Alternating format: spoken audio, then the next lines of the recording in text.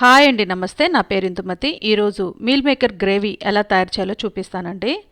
ముందుగా ప్యాన్లో ధనియాలు 1 టీ స్పూన్ వేసుకోవాలి, జీలకర్ర 1/2 టీ స్పూన్, మిరియాలు 1/2 టీ స్పూన్, యాలక్కాయలు 2, ఎండుమిరపకాయలు 3, దాల్చిన చెక్క చిన్న ముక్క వేసుకోవాలి, లవంగాయలు 1/4 టీ స్పూన్ వేసుకోవాలి.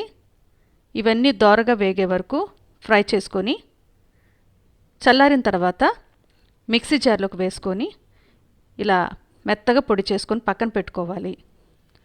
ప్యాన్లో 2 గ్లాసులు నీళ్లు పోసుకొని మూత పెట్టుకొని నీళ్ళని మరిగించుకోవాలి. నీళ్లు మరుగుతున్నప్పుడు ఒక 1/2 టీ స్పూన్ సాల్ట్ వేసుకొని 1 కప్పు మీల్ మేకర్ వేసుకొని ఒక 5 నిమిషాలు ఉడికించుకొని స్టవ్ ఆఫ్ చేసుకొని వడబొట్లోకి వేసేసుకోవాలి. 1 గ్లాసు చల్లటి నీళ్లు పోసుకొని చల్లారిన తర్వాత గట్టిగా ఇలా పిండుకోవాలి. ఇప్పుడు మీల్ మేకర్లో 1/4 టీ స్పూన్ పసుపు, కారం 1 టీ స్పూన్, మీ రుచికి తగ్గట్టుగా సాల్ట్ వేసుకోండి. మనం చేసుకున్న మసాలా పౌడర్ వేసుకోవాలి. అల్లం వెల్లుల్లి పేస్ట్ 1 టీ స్పూన్ వేసుకోవాలి. పెరుగు బీట్ చేసింది 2 టేబుల్ స్పూన్లు వేసుకోవాలి. 2 మీడియం సైజ్ టమాటాలు పేస్ట్ చేసుకుని వేసుకోవాలి.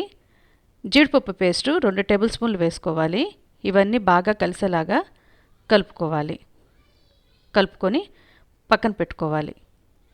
ఇప్పుడు ప్యాన్లో 3 టేబుల్ స్పూన్లు ఆయిల్ వేసుకొని 1 మీడియం సైజు ఉల్లిపాయలు చిన్న ముక్కలుగా చేసుకొని ఇవి గోల్డెన్ కలర్ వచ్చే వరకు ఫ్రై చేసుకోవాలి.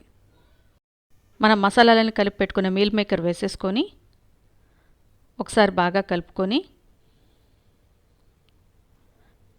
సిమ్లో పెట్టుకొని మూత పెట్టుకొని 3 నిమిషాలు ఉడికించుకోవాలి.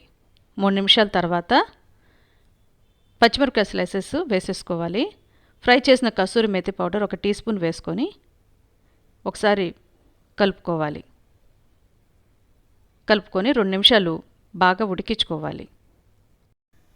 ఇలా కూర చిక్కబడి ఆయిల్ పైకి కనిపిస్తున్నప్పుడు కొద్దిగా కొత్తిమీర వేసుకొని ఒకసారి కలిపి 1 నిమిషం పాటు ఉడికించుకోవాలి. ఇంతేనండి, మన రెసిపీ రెడీ అయిపోయింది. ఇది వేడివేడి అన్నంతో కానీ చపాతీతో కానీ తింటే చాలా బాగుంటుందండి. మీరందరూ తప్పకుండా ట్రై చేయండి. ఈ వీడియో కనుక మీకు నచ్చినట్టయితే లైక్ చేయండి, షేర్ చేయండి, సబ్స్క్రైబ్ చేయండి. Thank you for watching.